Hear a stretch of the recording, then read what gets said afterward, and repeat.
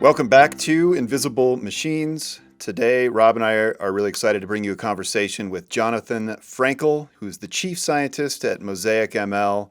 This one's pretty exciting because I think it's shaping up to be part of a larger series. We're thinking about 3 parts probably, kind of about knowledge management. And in this episode, well, Rob, I can let you talk because I know you were really excited to kind of dig into some of the science with the scientists. So what were you excited to talk about with him? This is sort of the front, I'd say the front end working backwards, right? So if we're going to, really unpack knowledge management, which is our hope over these 3 episodes. I think we start at the very front, which is the presentation layer, like the interaction, the language model. And this is kind of where we've seen most of the innovation lately. So the large LLMs and should you create your own? Should you use a large one? Or I think what we'll all learn, it's a little bit of both. Mm-hmm. And what parts of which, how much of each part should we use, and what ingredients are out there. So I think I'm super excited because this guy's on the cutting edge. He's right on the front. He's, inner circle. So really talking about an approach to, how to create your own language model, and then a little bit about, where we think that's going, and how that fits into the overall knowledge management ecosystem. So yeah, I think this is an exciting episode because it's really the part that's least understood at the moment and the most popularized in the media right now. Yeah, it's really exciting, and Mosaic does some really cool stuff in terms of kind of creating these customized LLMs for businesses. Yeah. And as he explains to us, it really involves a lot of, like, I guess we were calling it data mixology throughout the episode. Like it's really about kind of trial and error in some cases, trying to figure out how much of each data set do you need, like how specific does your training need to be. So yeah, this is a fun one. It really helps you understand the really large language models like GPT and put them into context, right?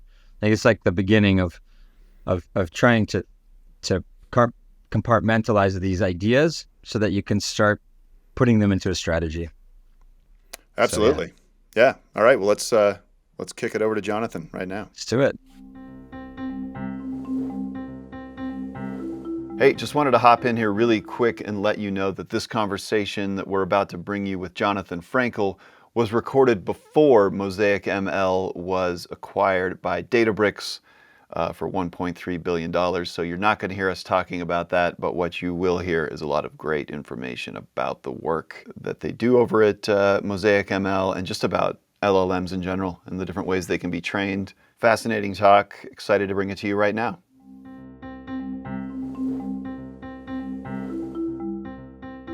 By the way, the plants, like, it's not just the background, it's the fact that your plants are so healthy. Uh-huh.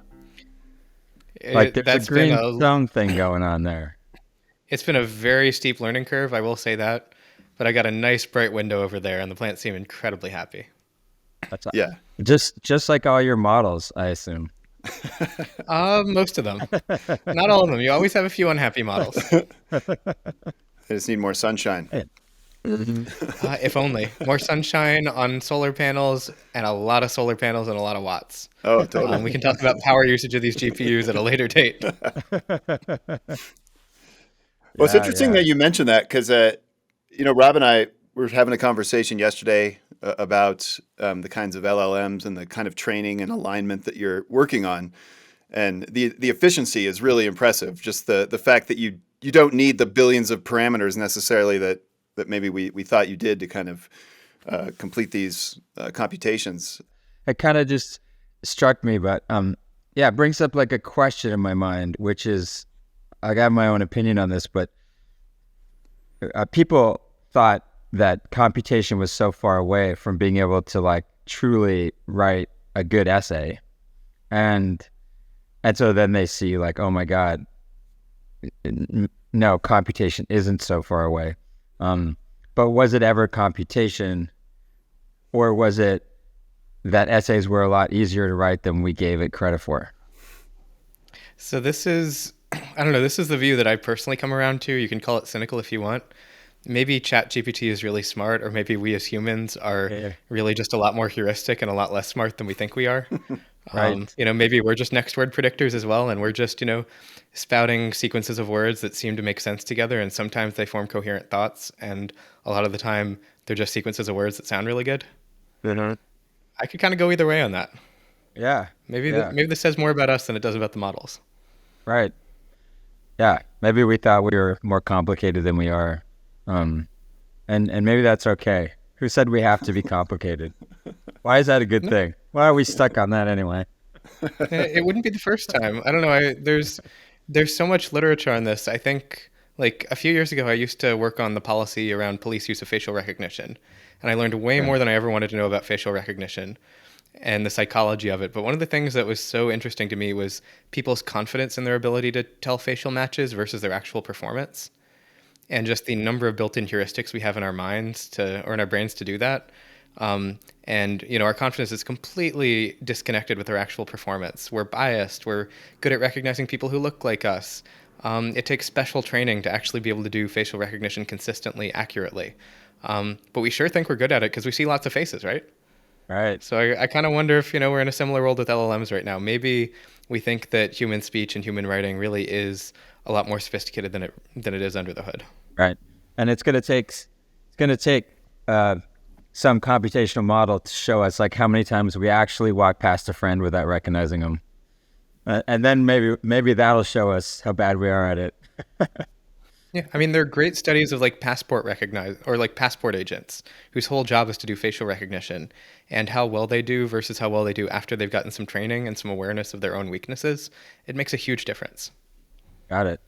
Yeah, it seems to be like human mistakes are are much more tolerable than machine mistakes. I'd put it a little differently, actually. I've been thinking about this a bunch. When it comes to self-driving cars, let's suppose they do have a lower accident rate, lower fatality rate than human drivers. Why isn't that enough? I think you can say it's human control, but I actually think it's predictability. Mhm. That suppose self-driving cars made the exact same mistakes humans did. Yeah. Suppose they got into more crashes at night in the snow when they were drinking. Well, I guess self-driving cars can't drink, but We can make human them drink. drivers are. Yeah, maybe that's the next big thing. There are ways to make them You should start that hallucinate, company now. that's for sure. But the thing that would scare me most about a self-driving car is the inexplicable way that it might mistake the bus in front of me for a cloud and rear-end it. A mistake a human would never make. It's Yeah. the unpredictability, the fact that I don't have a mental model Right. of when a self-driving car is going to work and it isn't going to work, that I think makes it really scary, at least for me personally. Maybe I'm just a Luddite at this point, and all the kids younger than me are just going to hop in their self-driving cars and feel totally fine with it. But I kind of imagine it's a similar challenge for AI, where Right. at least with humans, we know the biases, we know the pitfalls when you're dealing with a human. With the language models, it's going to inexplicably get some details wrong in a circumstance you really don't want it to, and it's really hard to know when that's going to happen or to have a good mental model of that. I think it That's matters. Yeah, I kind of I'm with you there. I kind of agree. I think there's like it's this idea that when you expect one thing to happen and something else happens, it just freaks us out. And um and we're never going to be comfortable with that. Uh and there's degrees. It's not black and white, right? There's degrees of expecting and accounting for it. And so it's this idea that these unexpected negative surprises, you could almost say, I don't remember who said it, but somebody said unhappiness, sadness is unexpected negative things.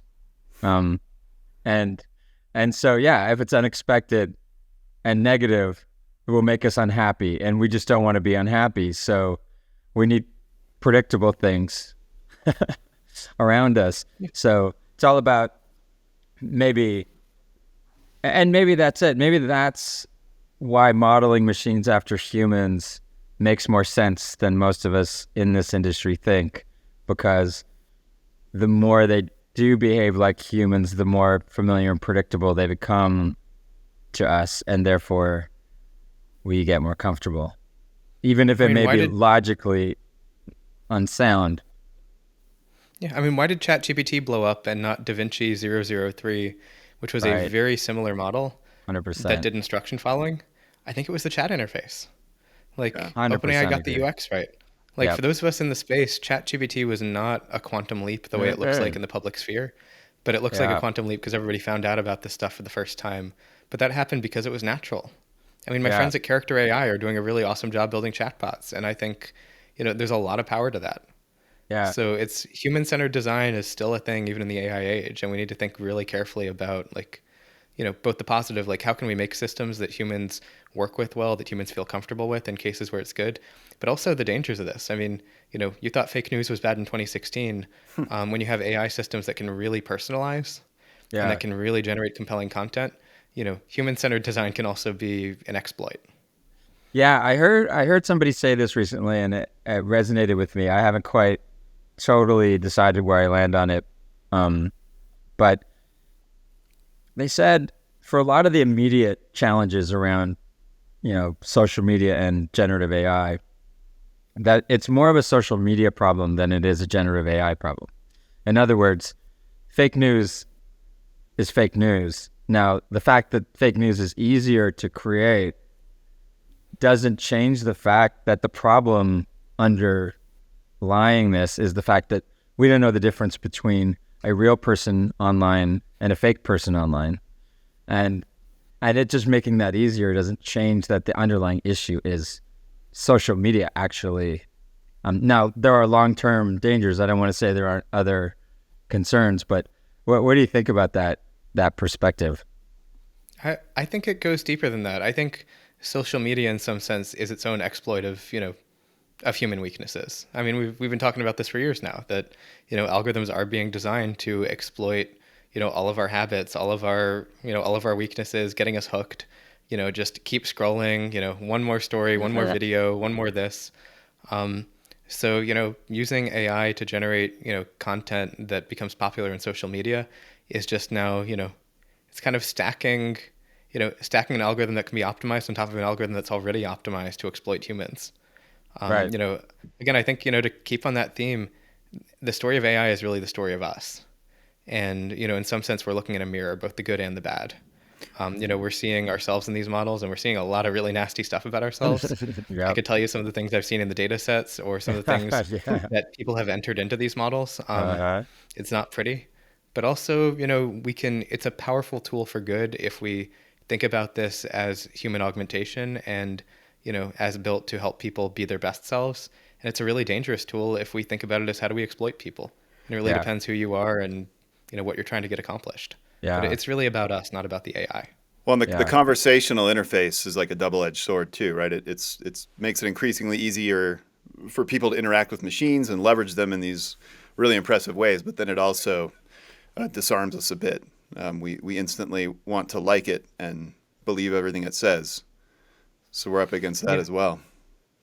Oh yeah, Yeah. I mean, it's dangerous in that respect. You're completely right. So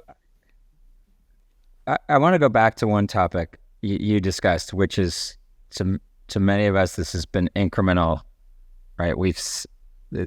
ChatGPT represented a leap to most people, but to any people watching closely, it was just a UI in front of something that was already happening. It was like a window. Someone finally put a window, in the subway, and we realized like, wow, this thing's moving. And so they marked that moment. But from your opinion, how far have we come from 2012? Like from there's sort of that moment of deep learning, and how much has it evolved? Oh, it's evolved a ton. I mean, it is miraculous in many ways that just taking a ton of parameters and a ton of data and stirring them for a while produces ChatGPT or produces, Stable Diffusion or produces, you name it, I'm sure it'll be out tomorrow. The fact that this works is a miracle that I don't think anyone could have guessed. The people who guessed it were probably crazy and insane. Yeah.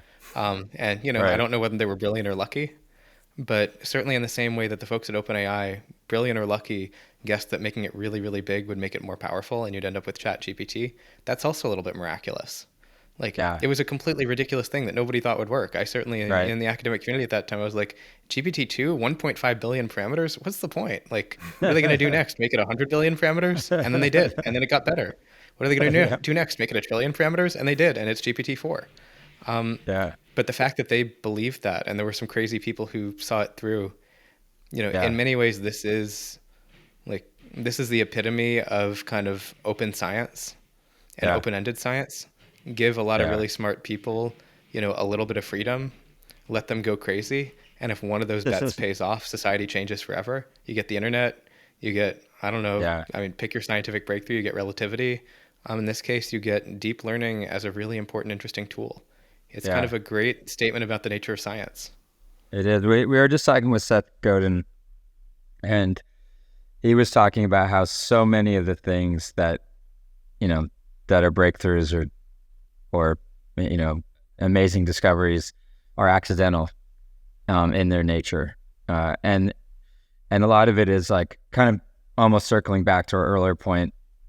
Many times people did something like, he was referring to like songwriting and stuff like that too. Like many of the artists wrote a song, thought it was going to be the next hit, and it wasn't. And then wrote a song that didn't think it was going to do anything, and that became a song that changed a whole generation and a culture. And of course, we always credit people with like having foreseen that, right? When really they just found $100 bill in the laundry in their pocket, and they're like, "Whoa, cool!" but they did check the pockets, so they get credit for that, right? Yeah, what's the saying that luck favors the prepared? Right. That's good. That's good. Yeah, I'm an incrementalist when it comes to science. I'm not a big believer in breakthroughs or paradigm shifts. I'm a Right. believer that, we spend a very long time preparing for things. And, you need some crazy people who really believe in something irrationally to kind of push it the last step. But, science proceeds incrementally. I hate these ideas that like, AI happened all at once. It didn't. This was a lot of people working really hard for a long time. Yeah. Yeah, we have that And tendency too to like celebrate individual practitioners or breakthroughs when really it's like this ongoing team effort of just building upon everyone else's work. Yeah. yeah, the fun of science is getting to be at the party. Yeah. Like, Yeah. I don't know if my work's going to end up 100%. being, looked back on as important, but it's really cool to have been here at this time, helping to move the field forward. And I'm enjoying the party. It's great. Yeah. Like it's fun to What be at a is? place where science is happening. I agree. When you go back to that moment that, I guess I wasn't there. I don't even know if the moment happened, but there was a moment where, OpenAI walks in and says, "Hey, you can give me $1 billion. I have an idea. I think if we capture enough text on the internet, this will be a miraculous outcome." And Microsoft said, "Sure, I'll let you try it." How many people could have pulled that off, do you think? I think Getting that kind of funding. So, it's important to get the chronology right here a little bit. So, from what I recall, OpenAI was, a research lab for a while. They were doing a lot of different things. They had cool reinforcement learning work that was happening. They had really cool interpretability work that was happening. Like, and GPT and GPT-2 were kind of, a couple of small weird projects. There were some scientists working on scaling laws. And then GPT-3 happened. And if I understand correctly, it was a very small team that did that. Because it was just one project among many, and they just kind of took it to an extreme and wanted to see what would happen. And the answer is amazing things happened. And at that point, OpenAI a lot changed about OpenAI at that point in time. They became a for-profit entity, which, from what I understand, burned quite a few people along the way because people have been collaborating as if they were more of a nonprofit.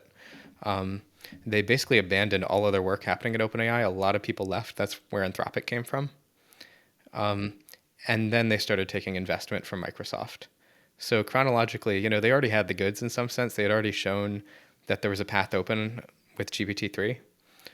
If you had gone back in time and told a lot of people at that moment, 2019, 2020, like, hey, just train a 175 billion parameter language model and 300 billion tokens of, text scraped from the web, it'll be really cool. And you had said, like, I'm from the future and I promise this will work. There were, a lot of places could have pulled this off, but it's still a really hard thing to do. And we have to give a lot of respect, not only to the people who do it today, but the fact that they pulled this thing off years ago. The libraries were worse, the frameworks were worse, the tools were non-existent, the hardware was worse at that time. And the fact that they pulled it off at all was an achievement in its own right. I mean, the fact that they were Agree. crazy enough to do it is really, I don't know whether that was good or bad. I hope Yeah, I have some crazy enough to do it moments in my career like that. But, it was also a technical achievement that, there were other people in the world that could have done it, but not very many. yeah. How much can you tell, like, when you look at the quality of the writing, so the quality of the prediction, which is like, probably it due in part to like the embeddings and stuff. How much can you tell about the data that they ingested from the output? Meaning, if you just ingested data from like Reddit, could it output this high quality essay, right? In other words, what can we tell about the kind of data they ingested? Was it mostly professional writers, or was it, high school kids? It's a great question. And it's kind of, there are a few steps involved. I think it's important to remember that even in this age of really large language models, the rules of machine learning still apply. If you train a model on a certain kind of data, it's going to be better at that kind of data. So if you train it on a bunch of Reddit, you're literally, your objective function is to tell the model, like, create text that looks like Reddit. If you train it on a website that has a bunch of ads, it's going to output fake ads. You've even seen with the Bing model that it sometimes makes up URLs for references because it's trained to have URLs for references. Like, there's nothing wrong with the model. It's just we told it to do that, and it's doing it.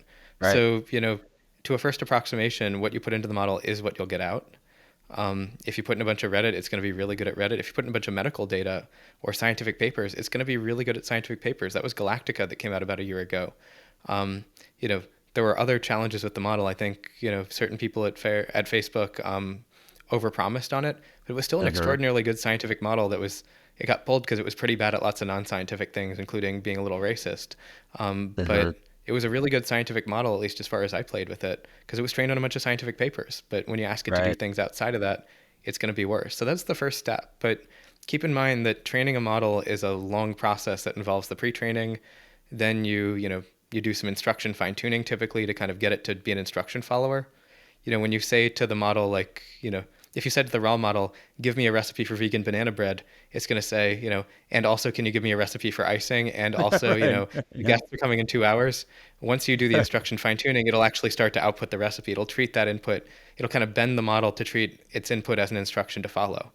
And then you do the reinforcement learning with human feedback or kind of other polishing processes to really like hone the nature of the model's outputs. And that is an interesting process. It seems to we don't really understand it very well beyond that it does, improve model quality according to humans. But then again, you're literally training the model using feedback from humans, so it better improve the quality according to humans. That's literally what you're telling the model to do. Machine learning laws are still in effect. But it has a lot of weird other effects. Like, it could take a Reddit model and make it sound a lot clearer because, at the end of the day, you're going to basically have a bunch of humans slowly telling it, hey, I actually don't prefer text that looks like Reddit, and it'll bend to that. But you'll also end up in a place where in some sense it may it's known to hurt the calibration of the model. That is to say, the probability the model puts in each token no longer corresponds with how often that token shows up in the data. It'll really like bend the model into some specific behaviors. It also gets a model that's really good at telling us what we want to hear, which is either good or bad depending on the context. So at the end of the day, to answer your question with a very, very long discussion, if you just train it raw on Reddit and don't do those other steps, yeah, it's going to get you a bunch of Reddit-like text, and your essay is going to look like a Reddit conversation. It may, in fact, have multiple usernames that pop up and all sorts of other stuff that happens.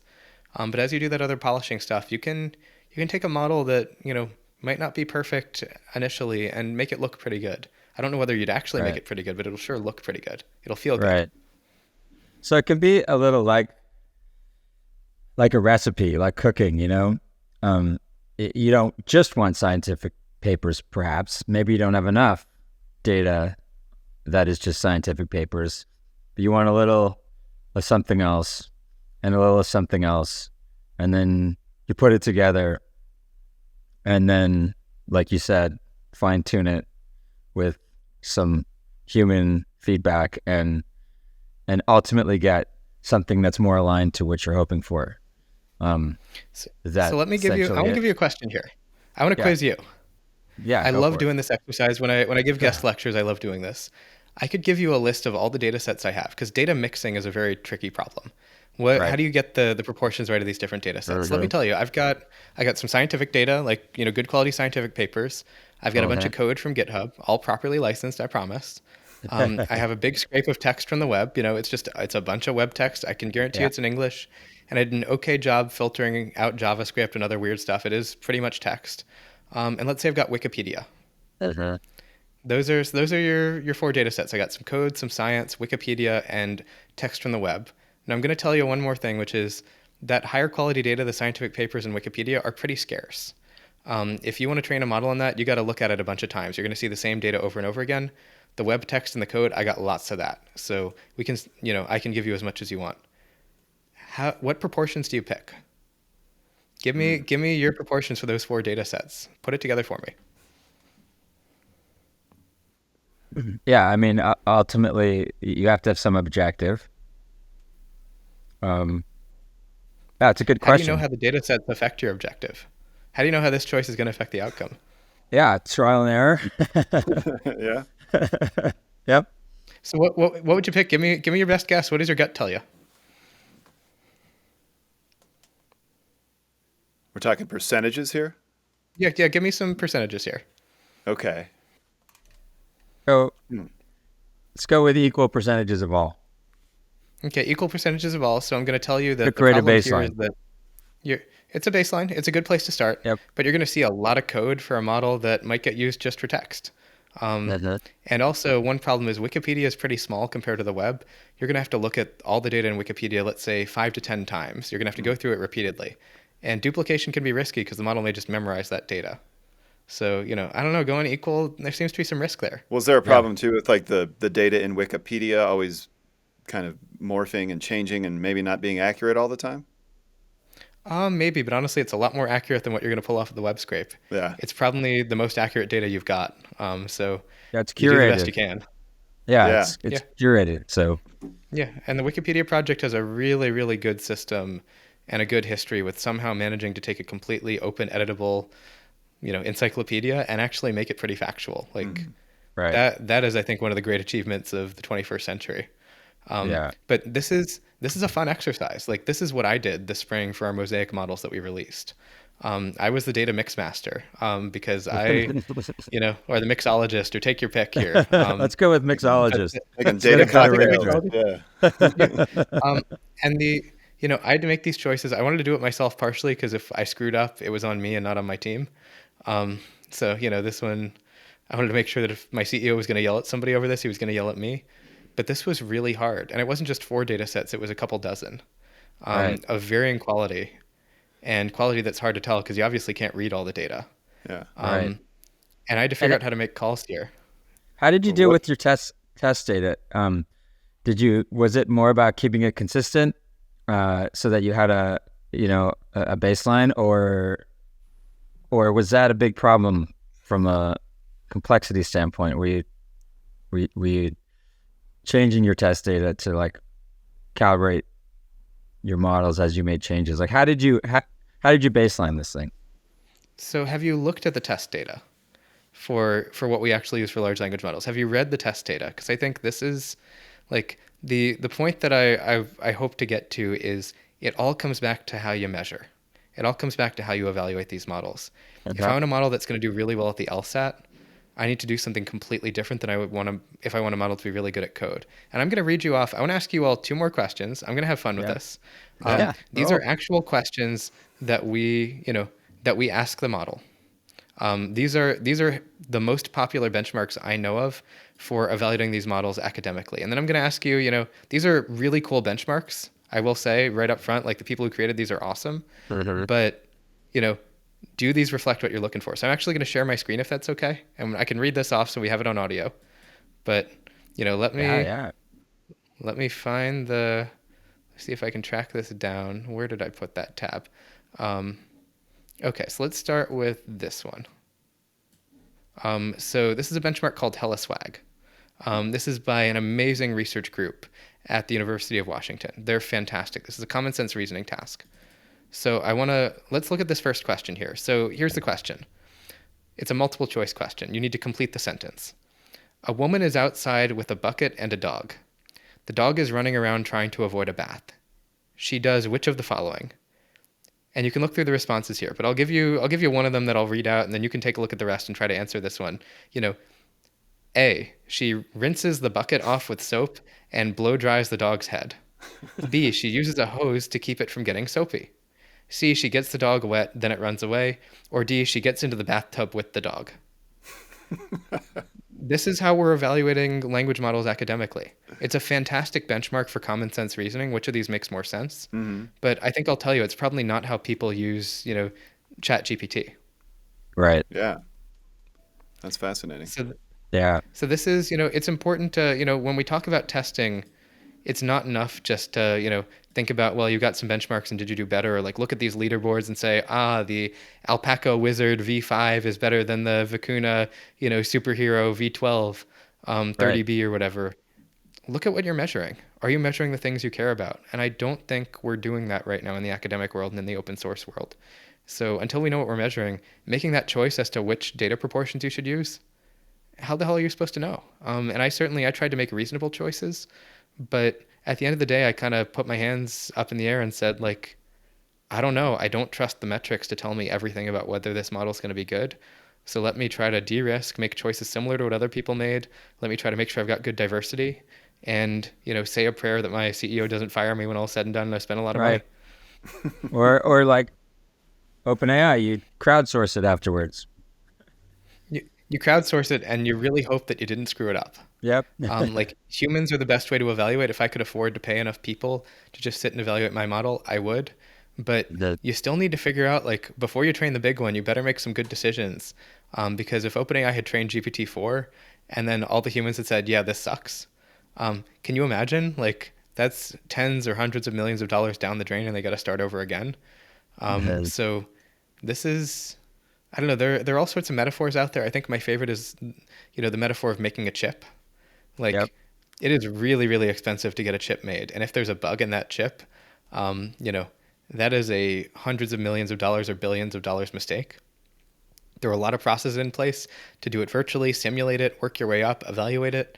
And eventually you get to the point where you say, I'm going to make this chip and I'm going to say a prayer that, I didn't make a mistake because this is going to cost me a lot of money if I did. But you never know for sure. And this is even more unpredictable because it's unclear how the inputs really affect the outputs. It's unclear what weird little behaviors are lurking within here. We saw with Bing, it had Sydney mode. Who knew that was in there and that you could suss it out? Yeah. So as a mixologist, a data mixologist, I can't help but think there's baking a chocolate cake and all the ingredients, go get the flour and the salt and then there's the easy bake cake, right? Most of the ingredients are already measured and you just get to add a few ingredients to it. So it's 80% done and you add the last 20%, right? And take 100% of the credit for the taste of the cake, which is a great algorithm for most people and for a very for a commercial product, right? Is there a world in which in mixology of data here that can exist where it's not somebody has to start with coming up with all the raw materials, but that you can have this concept of an easy bake, just add butter, milk, and water and to your liking, right? Yeah, I think that's a great description for our business. What we do at MosaicML is my job is to make, I like this metaphor. My job is to provide, the Betty Crocker baking mix for making a cake. You're welcome to make it from scratch if you want, and good luck to you. But if you just want to stick in some water and an egg, you do need to bring the water and the egg. You want to make this thing your own, and maybe, you can choose the color of the sprinkles and, what kind of icing you want. And maybe you can choose chocolate or white cake or, what have you. But at the end of the day, giving people some clear choices that we know are going to succeed, that you can customize, but at least, that even if you screw up the print on the, on the icing and you've got bad handwriting, it's still going to taste good. It may not be the prettiest thing in the world, but it's still going to taste good. Right. That's what we do at Mosaic for large language models. And you get to experiment. It's, you can bake more than one cake, right? You can, hey, what happens if we add a little more sugar, add a little more, water, milk? What if we substitute But if you're going to do milk that, for you may water? want to start with some cupcakes. I always recommend to my customers, start by making, don't bake a cake first. Why don't you bake some cupcakes and ideally bake some mini cupcakes?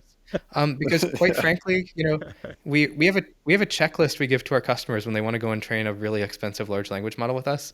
Okay. It's, we don't say you have to use it, but we do say, for best results, and if you want it to go right the first time when you bake that cake, follow this checklist. And the first thing is, bake a couple mini cupcakes with different mixes of ingredients and kind of, see if they taste to your liking. Everybody's got different tastes. Everybody likes different flavors.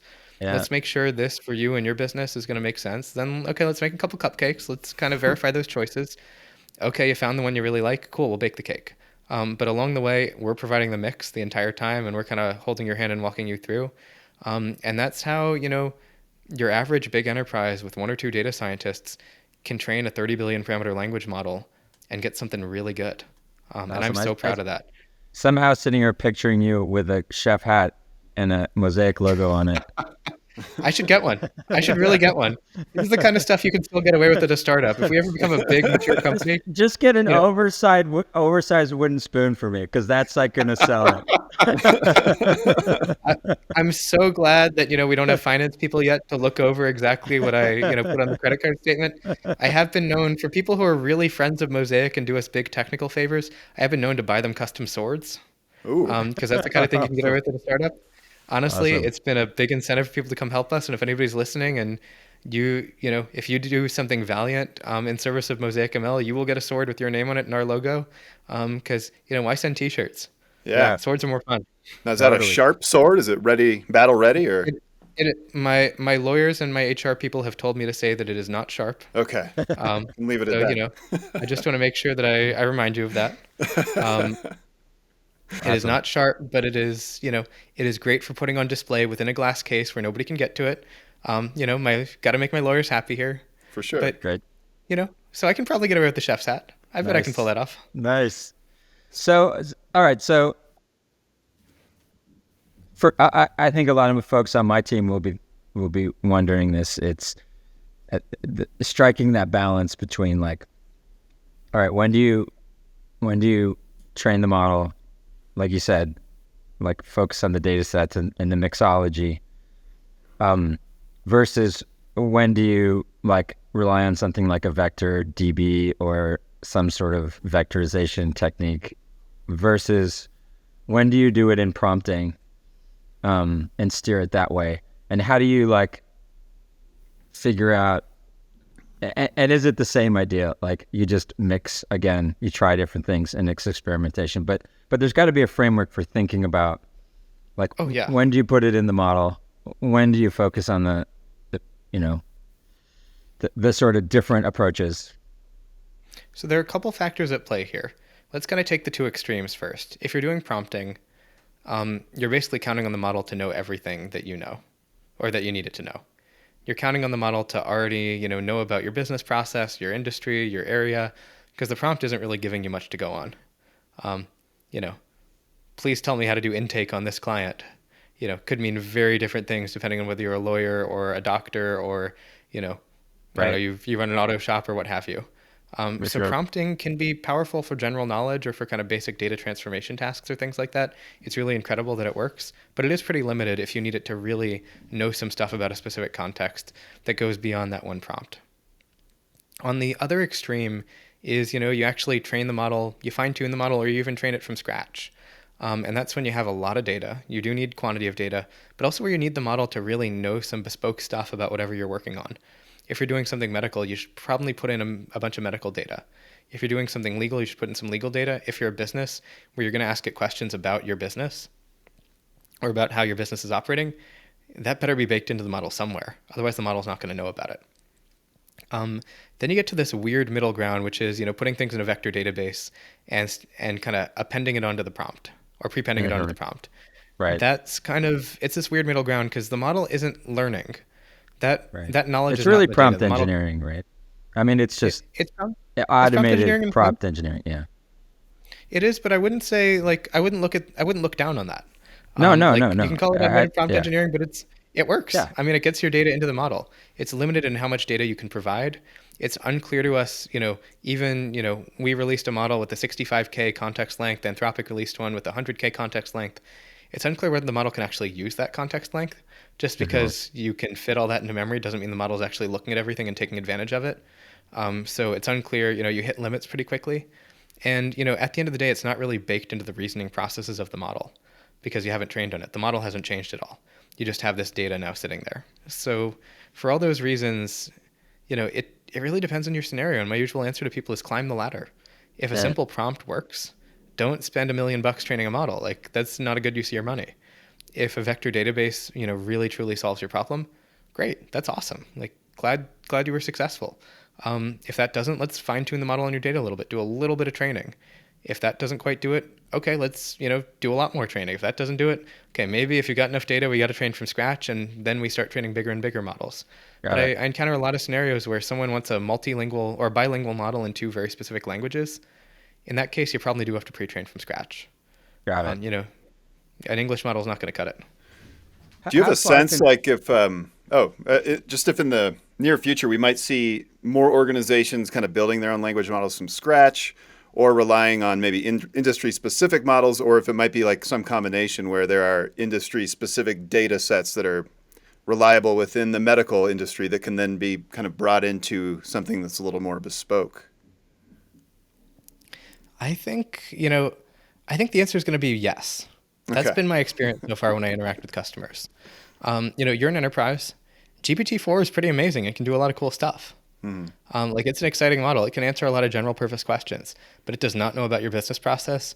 And given the questions around data security and privacy and whether that data is going right back into GPT-4 for training, perhaps it's not the best idea right now to send it your confidential internal data or any personal information or anything about your business processes or anything that you don't want to end up in that model or you don't want OpenAI and Microsoft to know.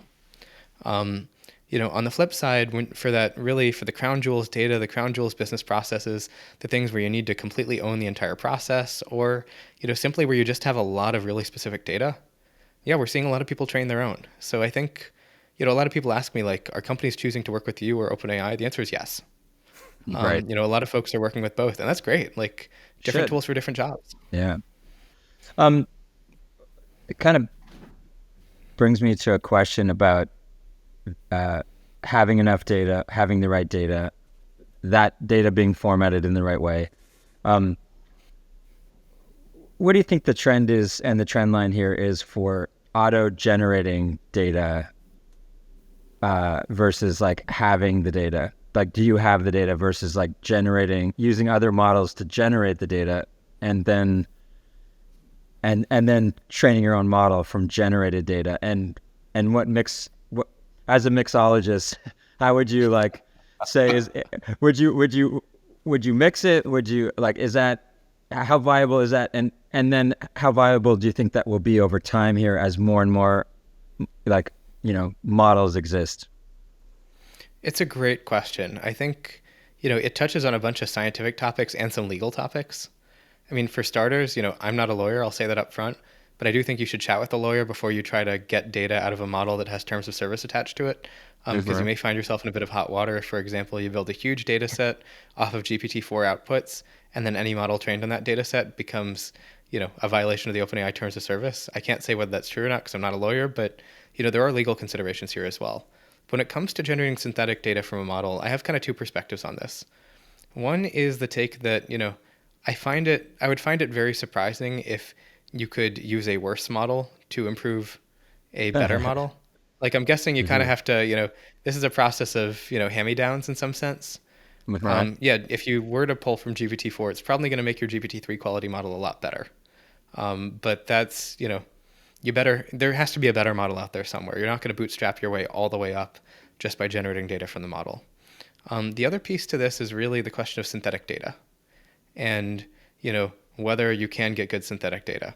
I do wonder whether there will eventually be approaches where you can take an example and ask a model to write variations of it, and in For that way sure. kind of, bootstrap a little more variety into your examples. But at the end of the day, you are still constrained by the capabilities of the model you're using to do that process. If the model can't dream it up, your new model's not going to see it.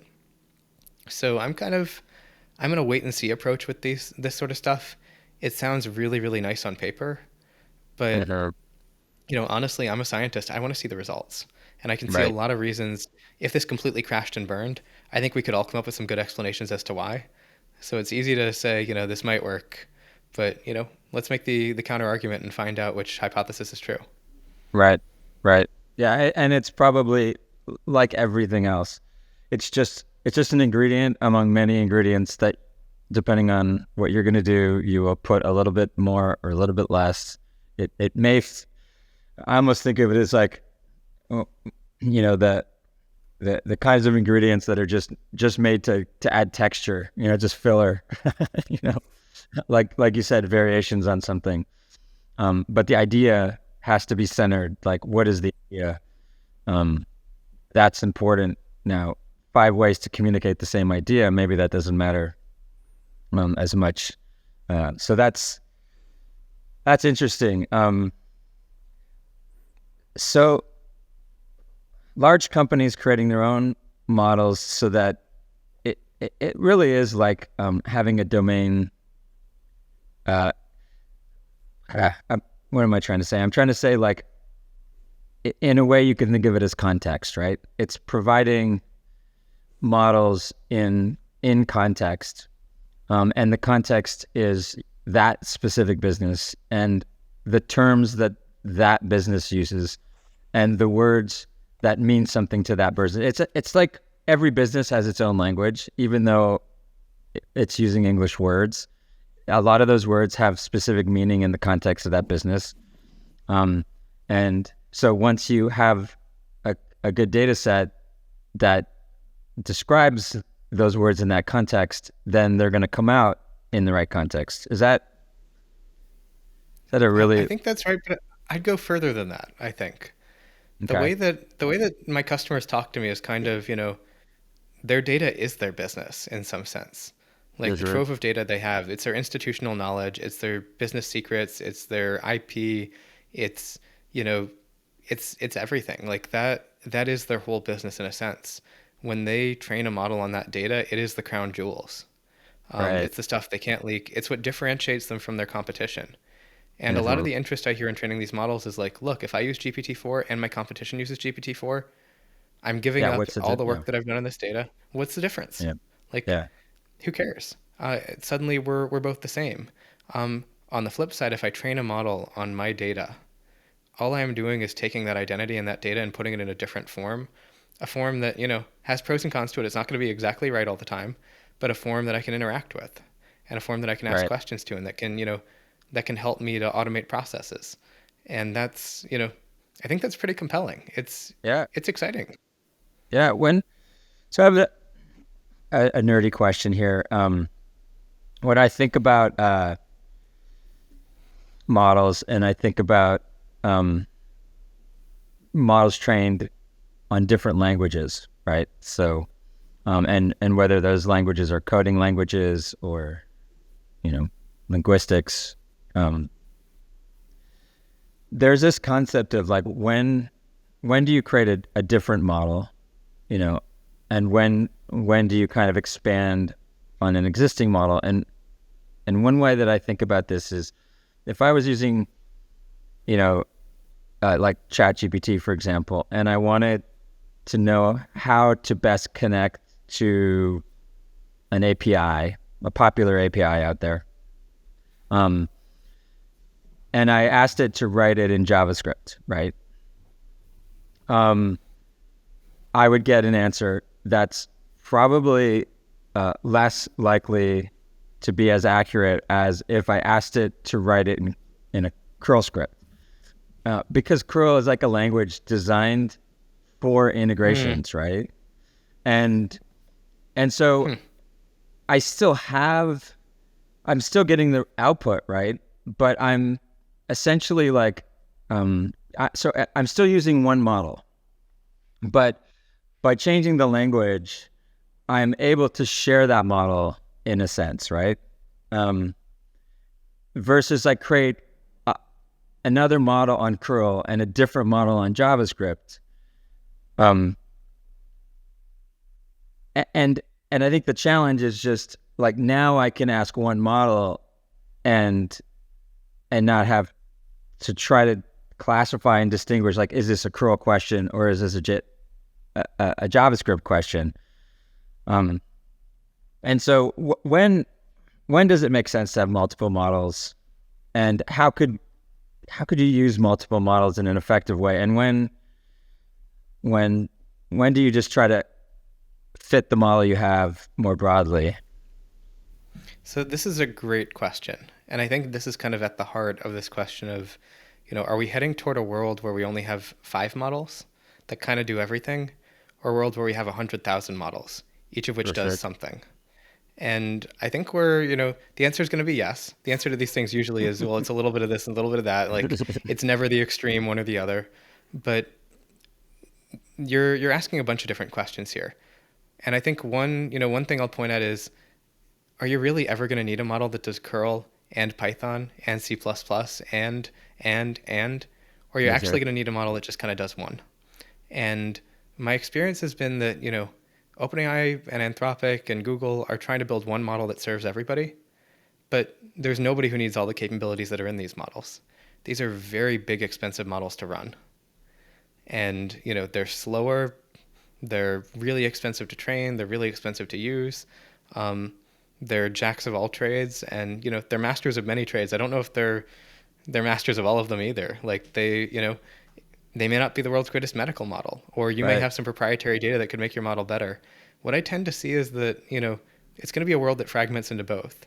There's going to be the chat GPTs in the world that can kind of do everything well, but if you told me you wanted a code model, and you told me you wanted it to run in real time, and be able to do code completion for you, I would never use GPT-4. It's going to be too slow, and it may not even be as good at code as a really small focused code model that's just trained on Python. So if you have a sense for what your purpose is out of these models, or a sense for the kinds of things you may want to do with it, in a lot of cases, it is actually a lot faster to use a smaller specialized model, and it can be a lot cheaper to train it too. Because the cost of using GPT-4 is pretty cheap, but it is not free. And especially the cost of getting a private instance of these models is really expensive compared to the cost of just training your own. It's not that expensive to train your own, to be honest. Are there steps that organizations can take now to future-proof these kind of things? Like if you start building your data set using GPT-4 and training there, are you then locked in, or are there ways to kind of extract one model and then kind of plug in another one and connect some of the threads and get it running the way you want it? Yeah, that's a great question. So when you're dealing with something like GPT-4, there's no real way to connect the threads. You're kind of stuck. Mm-hmm. Like, nobody gives you a copy of GPT-4, so you can't look inside it. You can't take it with you. You can't see what was inside it. And you can't take the outputs of it and use it to train another model. That violates the terms of service as far as I can tell. Again, consult a lawyer, not a lawyer. Have to say that. But, I think that's part of the power of using an open source model. Mm. Or even just using a custom model. You own it. You control it. You can see it. You can slowly move from one to the other. You can even use one model's outputs to train another model. If you want to take a model that you really like and kind of distill it into another model. Distillation is an awesome technique. That's a whole other conversation. You can use different models for different purposes, or you can kind of, pick and choose which model seems to be doing well at which tasks. So I don't know. Personally, I'm a big believer in open source and open science. But I also think, it just leads to a better situation. It gives you more flexibility, and it avoids some of the lock-in. Moving away from GPT-4 may not be the most fun transition for folks because, they can't take anything with them. Yeah. But, you don't want to get locked in like that. Just one more thought here, kind of around that idea. In the early days of the internet, a business had a website, and it felt very often very separate from that business. But then we reached a point where the website kind of became the business, at least to a lot of the consumers. And so it's not hard to imagine that in the near future, a business will have a large language model of some sort, whether that's their own custom one or, someone else's. But then does that eventually become the business too? And I guess at that point too, then it becomes a lot more valuable if you own it, right? Yeah, and I think that's one possible future. I always hate predicting the future because I'm usually wrong, as are we all. Otherwise, we'd have nuclear fusion and flying cars on the moon right now. Um, Uh, so I don't like to predict the future. And if you had asked a few years ago, people would say, well, your business isn't going to be a website.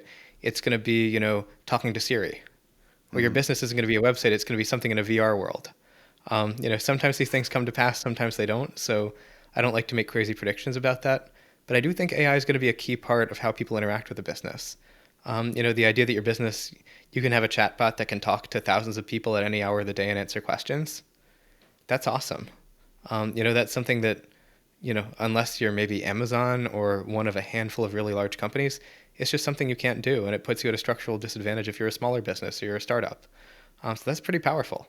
I'm really excited about the idea that we put chatbots in front of our documentation for any kind of code project. Like, I'd love the idea that I could interact with the, I don't know, the PyTorch agent that will help me answer questions about PyTorch and why I'm getting certain errors, and knows the documentation really well and can help direct me to the right pages or just gives me the answers.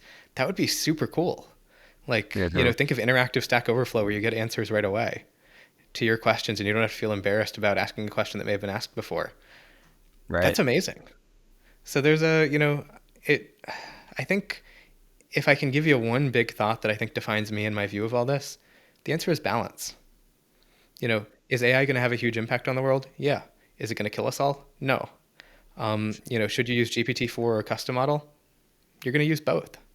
Are AI models going to replace websites? No, but are they going to be a key part of how we interact with a lot of different services? Yeah, I think so.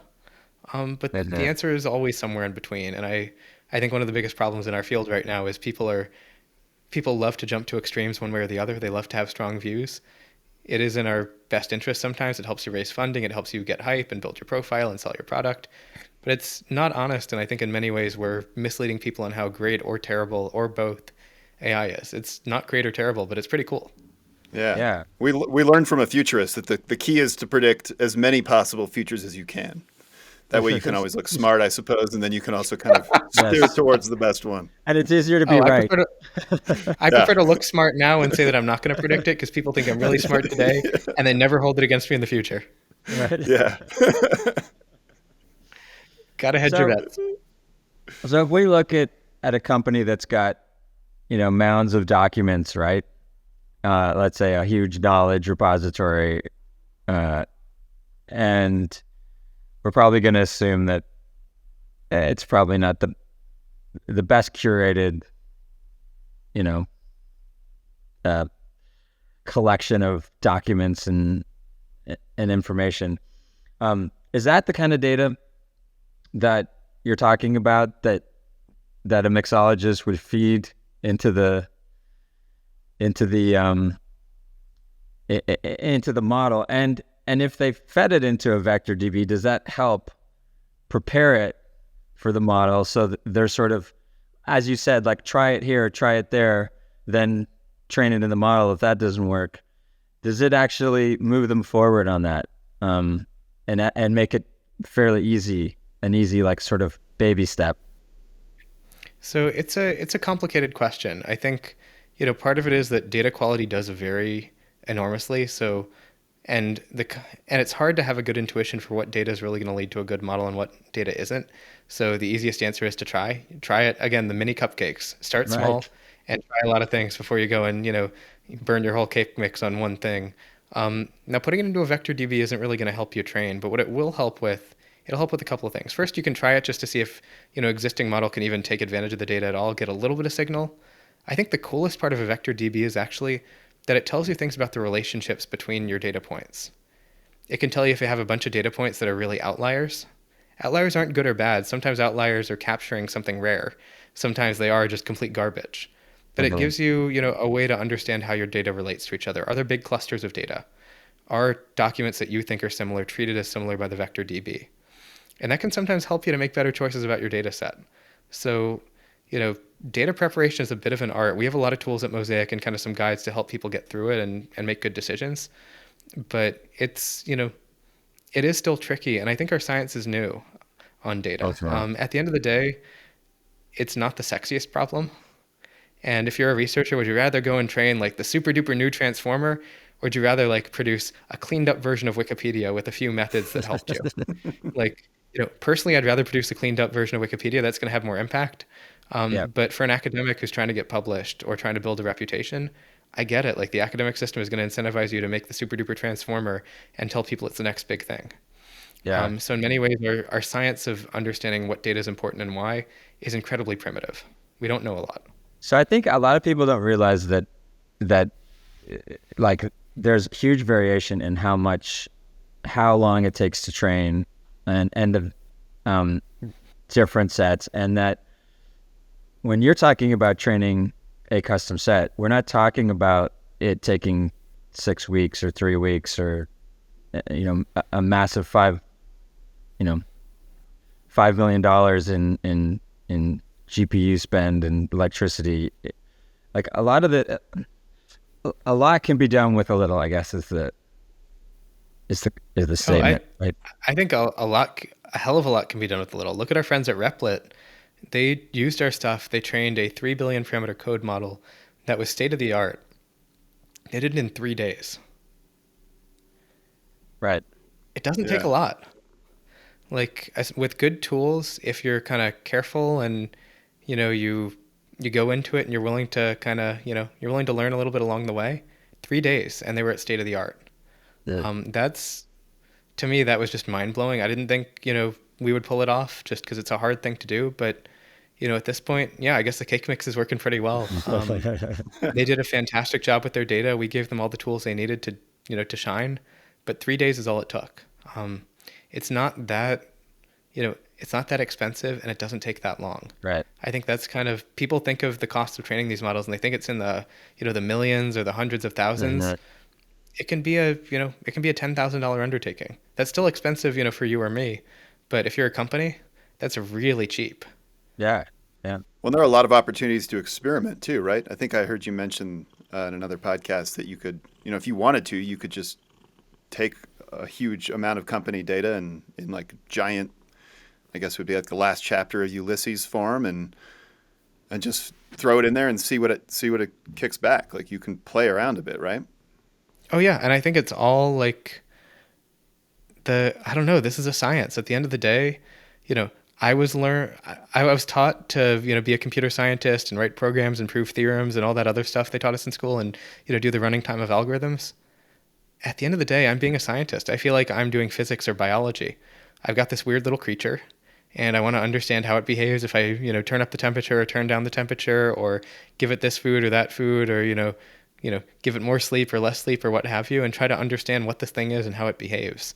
And I think we have to kind of all go in with a bit of a child's mind and kind of be curious and open-minded and, run some really simple experiments and say, oh, when I do this to it, it does that. When I do this to it, it does that. And, there's not always a clean, predictable correspondence between A and B yet, but it's cheap enough to run the experiments that, I really think this is putting the science in data science. Like, I don't know if data science was a bit of a buzzword before, but now any data scientist who's playing with this stuff really has to be a scientist. I think that's fun. Like, I love being a scientist. It's like being back in 3rd grade, mixing baking soda and vinegar or what have you. Like, putting Mentos and Diet Coke, depending on, how much trouble you wanted to cause. Like, it's like that all over again, except now you get, chatbots out the other end. That's super cool. Yeah. Why do you think it is that it's not why the big players are not just dominating? Who says they aren't? Well, I mean, in the sense that when you look at the amount of resources that they have, right? This came out of, like you said, a small team, right? In OpenAI. Why is it that so much is happening outside of those walls? It's the usual startup thing. At a startup, you're willing to take risks to stay in business. At a big company, you have, it's, what is it, the innovator's dilemma? Like, at a big company, you have to be willing to disrupt yourself. That's really difficult. That's a tough thing to do. Yeah. You have to be willing to bet a lot on something that's pretty risky. I have a ton of respect personally for Mark Zuckerberg because he bet the farm on VR. It didn't end up working out, or at least it hasn't worked out yet. But he did bet the farm on it. There's He gold. realized that his legacy businesses weren't going to be around forever, and he took a big risk and a big bet on what he thought the future was. That's a really scary thing to do. Imagine if Google had done that after the Transformer paper came out. Right. They'd be a very different company. Look at Microsoft and the bet they put on OpenAI. Yeah. That was a risky, expensive thing to do, and that could have really made them look Yeah. bad. Instead, they look like geniuses. Yeah. And the only difference between Microsoft and Facebook is that Microsoft happened to get lucky and place the right bet, and Facebook happened to be unlucky and place a bet on something that was harder to do. So, but I think we should have equal respect for both. Yeah. Yeah. It's more that I'm surprised, I guess, because at one time, I think you look at, Google in more of a conservative mode and their stock price is going up. Then all of a sudden, ChatGPT and so for not taking risks, now they're getting punished, right? Like feedback loop, right? Negative feedback loop. Then they release their version and stock price is going up. So we're maybe seeing the markets rewarding risk, and maybe taking a shift in instead of rewarding conservative sort of wealth preservation management mentalities. And this was something we were just talking about in the last couple of podcasts, where companies maybe have to shift how they think to taking these chances. Like you said, this is an experiment, right? You can't know. So given that companies are, tend to fund things with high predictability, how do you shift that thinking within a company as you're trying to convince folks to fund something that's more experimental? Or do you think that, the market's going to take care of that in the feedback loop, and as we see more companies get rewarded for taking chances, it'll just take care of itself? It's a great question. I think back, I spent a bunch of time at Google Brain. I spent some time at Facebook AI Research. I think this is something Google is generally phenomenally good at. There's been so much innovation that's come out of Google over the decades. It's an incredible place. I think earlier on, Google was really good at exploiting that. Look at Gmail or Maps. These were all crazy side projects that ended up, completely blowing up. And I think lately Google hasn't really exploited the cool things like BERT or Transformer that have come out. I want to thank you. This was awesome. Yeah. Yeah, we really appreciate you joining us. We had a good time. All right, thanks again for hanging out with us right here on Invisible Machines. Thank you, as always, to the team at UX Magazine, especially Kate Timchenko, the marketing team at OneReach AI, Elias Parker and Natalie Budziak in particular work very hard to make this podcast great, as does Michael Litvinov, our video editor. Please subscribe to UX Magazine wherever you get your podcasts so that you can hear new episodes as soon as they come out. If you want to watch new episodes, and I recommend you do, the video feeds are really pretty amazing, follow the Invisible Machines YouTube channel. And I think that's all I have for you this week. So let's go ahead and look forward to next week when we will connect again right here on Invisible Machines.